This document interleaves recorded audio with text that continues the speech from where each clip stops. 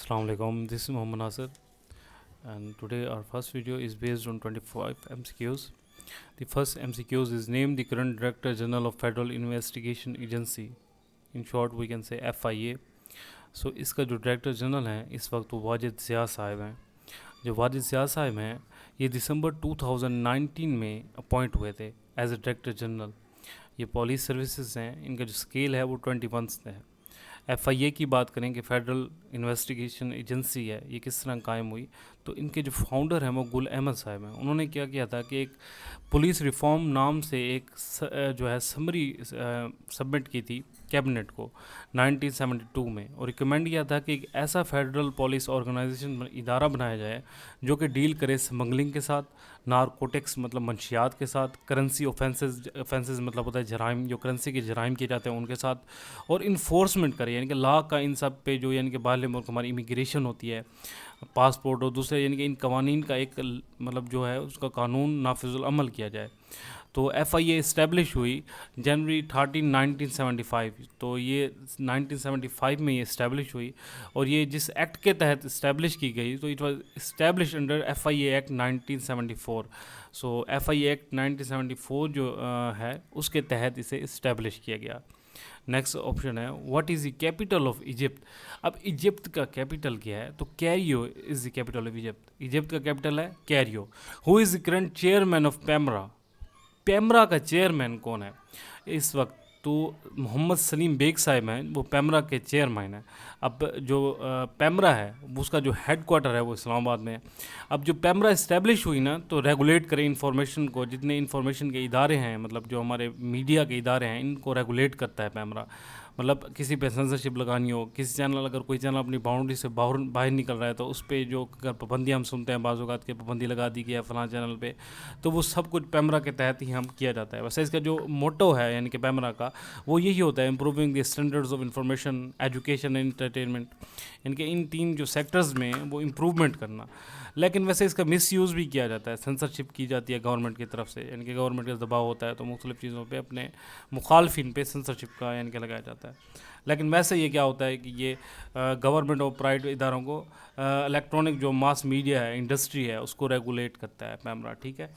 अब next option देखते हैं कि ये 2002 में इस्टेब्लिश किया गया, ठीक है, पेमरा को, कि भाई हमने रेगुलेट करना है हमारा जो मीडिया है, और इसको रेगुलेट करना बहुत ज़रूरी होता है कि जो इन्फॉर्मेशन का फ़्लो है वो किस तरफ जा रहा है, कि आया वो मुल्की मफाद में भी है या ऐसा तो कुछ नहीं हो रहा कि किसी कोई दूसरी क़ुव्वत है उस पर असरअंदाज हो रही हो. इसलिए पेमरा जो इदारा इस्टेब्लिश किया गया और इसके कवानीन को नाफिजुल अमल किया गया. क्वेश्चन नंबर 4 है the antonym of frugal is. अब इसका मतलब होता है मियाद यानी कि कम खर्च. ठीक है. फ्रूगल का मतलब होता है मियाद कम खर्च. इसका जो एंटोनियम मतलब इसका मुखालिफ अल्फाज कौन सा होगा जो इसका बिल्कुल उलट हो, तो फ़नी का मतलब मज़ाहिया फ़नी ये तो नहीं हो सकता. ठीक है. कम खर्च का फ़नी तो नहीं हो सकता. सिंपल सादा भी नहीं हो सकता. तो इधर इकोनॉमिकल का मतलब भी होता है कम खर्च. अब ये तो सेम हो गए, ये भी नहीं हो सकता. तो ये जो ऑप्शन नंबर C है ना, स्पेंड थ्रेफ्ट, इसका मतलब होता है फजूल खर्च. ठीक है. तो इस तरह जिसका फ्रूगल का मतलब होता है जिसना मियाद कम खर्च करने वाला, तो स्पेंड थ्रेफ्ट का मतलब होता है फजूल खर्च. तो इस तरह नेक्स्ट ऑप्शन देखते हैं the antonym of affluence. Affluence का मतलब जो होता है वो होता है फरावानी यानी कि कसरत, फरावानी. अब इसका जो ऑप्शन देखते हैं ट्रैश. ट्रैश का मतलब होता है मतलब रद्दी, कबाड़. ये हम ईमेल जो है हमारे एप्लीकेशन है वहाँ पे भी ये ऑप्शन मिल जाता है. इंडिग्नेंट का मतलब होता है कि भाई मुश्तइल. अब यहाँ पे पुंजेंट का मतलब होता है तंदुरुस्त. तो इसमें डार्थ का मतलब क्या होता है, उसका मतलब होता है कि अफलास, लैक ऑफ समथिंग. तो इसका जो उलट मतलब है ना एफ्लुएंस का, कि यानी कि एफ्लुएंस क्या है, फरमानी, और डार्थ का मतलब क्या है, अफलास, कि वहाँ पे फरमानी है, यहाँ पे क्या है, लैक ऑफ समथिंग, किसी की कमी है, अफलास हम बोलते हैं उर्दू में.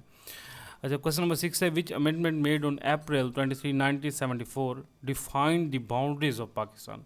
ये बोलते हैं वो कौन सी अमेंडमेंट है जिसके तहत हमारी बाउंड्रीज़ को डिफ़ाइन किया गया कि हमारी कौन कौन सी बाउंड्रीज है. हमारी फोर्सेस को बताया गया, इनके ये डिफ़ाइन किया गया कि देखें ये फ़लाँ फ़लाँ जो सरहद है, फ़लाँ फ़लाँ जो पट्टी है, ये हमारी बाउंड्रीज़ हैं। इस बाउंड्रीज़ में हमने क्या रिएक्ट करना है। अब जैसे ही इस बाउंड्रीज़ में कोई हमारा दुश्मन, कोई मुखालिफ इसमें रखता है अपना पाँव और इसमें मतलब वो अपना आज़ादारी करने की कोशिश करता है, तब हमारी जो लॉ इन्फॉर्मेंस एजेंसीज़ हैं जैसे कि आर्मी हो गई या मुख्तलिफ, तो वो फ़ौरन उस पर रिएक्ट करती हैं। जैसे कि आप देखें हमारा डिस्प्यूट जैसे है हमारा और इंडिया का, तो अक्सर वहाँ पे आप सुनते हैं कि सीज़ फायर हो गया, मतलब कभी फायर हो गया, इस तरह की जब हम न्यूज़ सुनते हैं तो वहाँ पे एक्टिविटीज़ चलती रहती हैं।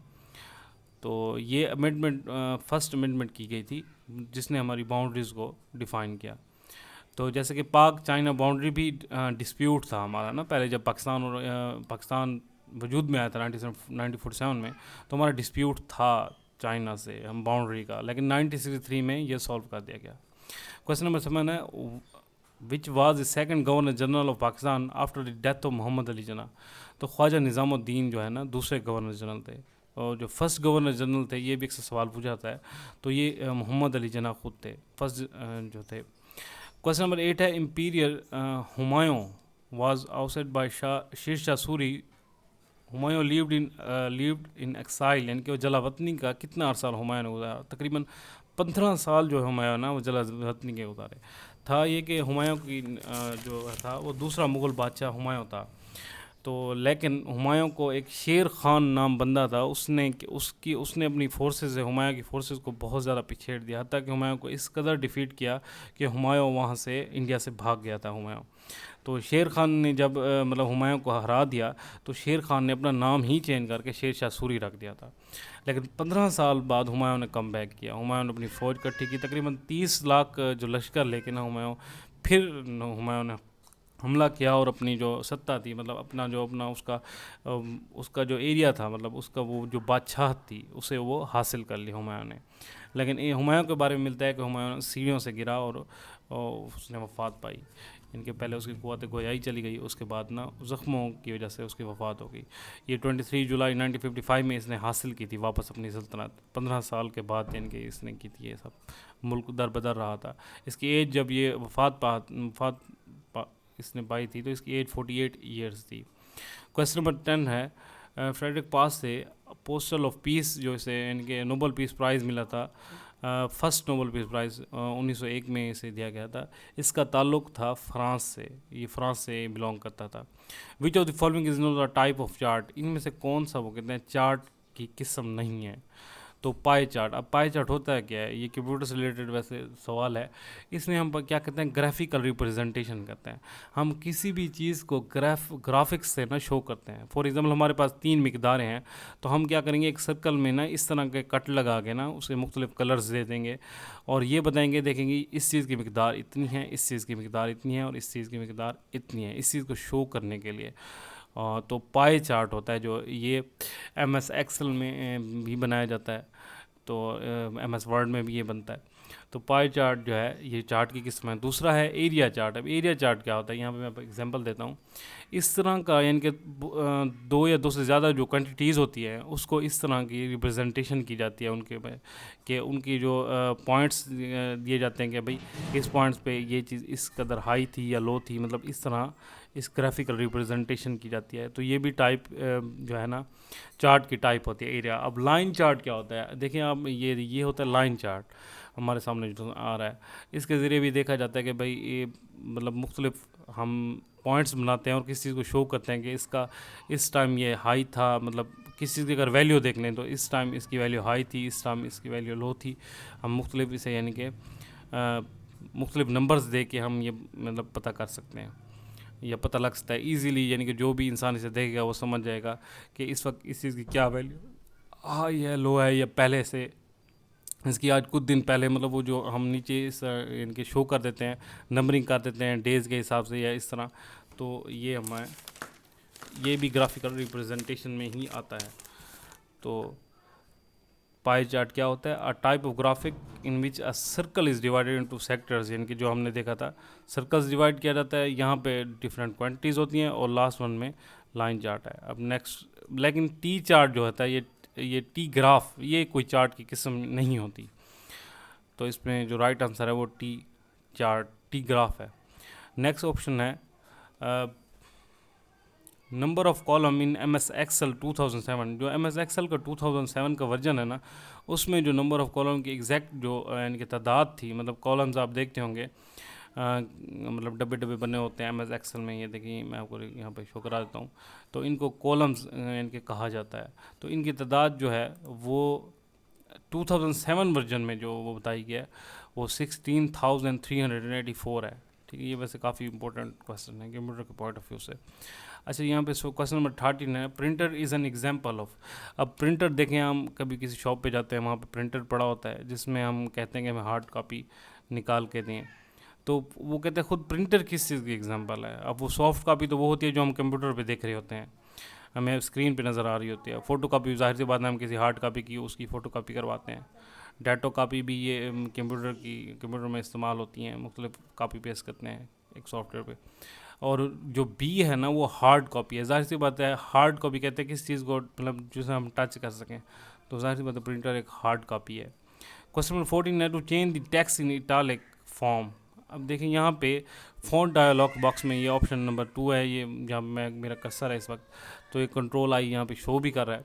तो ये इटालिक फ़ॉन्ट होता है। हम जैसे ही फॉर एग्जांपल मैंने यहाँ पे फॉर्म को इटालिक करना है, मैं कंट्रोल आई यहाँ पे दबाता हूँ, प्रेस करता हूँ, तो देखें इटालिक जो है ये इसकी फॉर्म हो गई है। तो control I is the correct answer. Analog signal is measured in, जो एनालॉग सिग्नल होते हैं ना, वो किस उसकी जो मेजर कैसे किया जाता है, उनको वोल्ट से मेजर किया जाता है। देखें ये एनालॉग सिग्नल है। अच्छा, दो तरह के सिग्नल होते हैं, एक होता है एनालॉग और दूसरे होते हैं डिजिटल। जो एनालॉग सिग्नल होते हैं ना, वो जो है कंटिन्यूस नहीं होते, जबकि जो डिजिटल सिग्नल होते हैं वो कंटिन्यूस होते हैं। अब ये एनालॉग सिग्नल यहाँ से स्टार्ट हुआ, यहाँ पर जो है, तो इसका ये क्या होता है, ये इसका एक जो इस सर्कल पे ये शो होता है, और ये 0 1 इसकी वोल्टेज होती है, हाई वोल्टेज जो होती है वो 1 होती है, लो पे ये 0 होता है।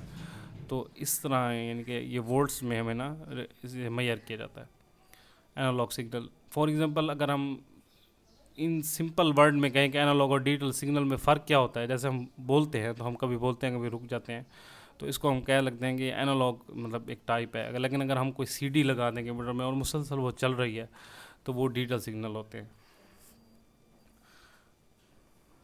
वैसे ये एनालॉग और डिजिटल सिग्नल से ना इंफॉर्मेशन ट्रांसफ़र की जाती है, चाहे वो वॉइस हो, इमेज हो, फाइल हो, ये हमारे इस काम आती है।